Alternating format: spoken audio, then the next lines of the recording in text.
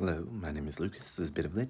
We're going to try this again because I had the AC on. As you can see, last time it was on. We're going to talk about Preludes and Nocturnes, the first volume of the Sandman comic book series, written by Neil Gaiman. It is one of my favorite things that I've read by Neil Gaiman. It's the first time I've read comic books in a long time. My first time reading this series.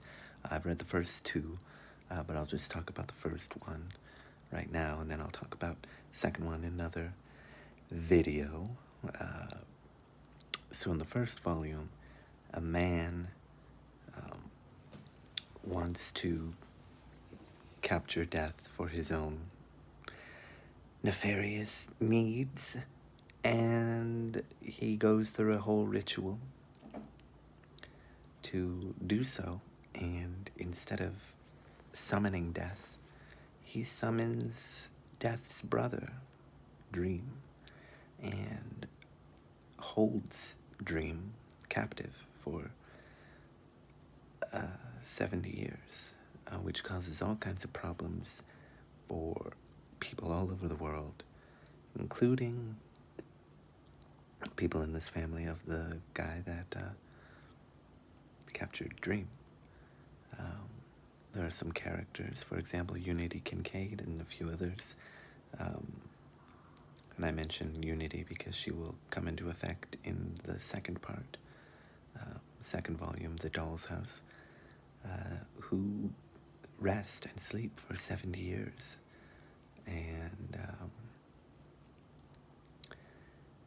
there are all kinds of other problems that come about too. Eventually, Dream wakes up. Or not wakes up, but Dream breaks free. And he's bound and determined to get revenge. And by getting revenge, he then needs to get the things that he came with that were taken from him, including a ruby, which is like the essence of dreams, essentially. A bag of his sand that is infinite and never runs out from the sounds of it, and his mask, which looks like a gas mask, but also kind of like an insect. And that's what he does. He goes all over the place in Gotham, because this is a DC property. It has Justice League characters and characters that you would find in Gotham. And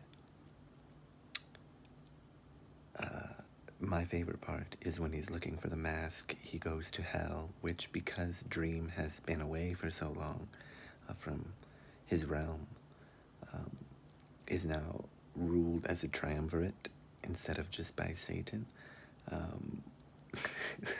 which is just hilarious to me.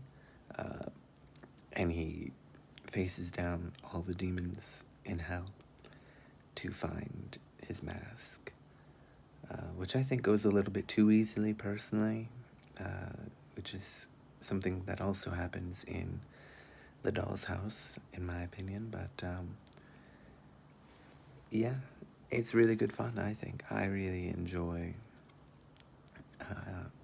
the series so far. I definitely enjoy the first part, because after he finds everything and he's gotten his revenge or whatever, he meets up with a woman, and that is Death, his sister, and he tags along with her as she does her job and takes people who are meant to depart.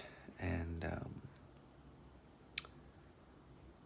he talks with Death about what it means for him to have his, what it means to have revenge, and what he should do now, and where to go from here, and these kind of things. And he has a great conversation with Death about this, and that's about that. I'm not gonna get too deep into anything.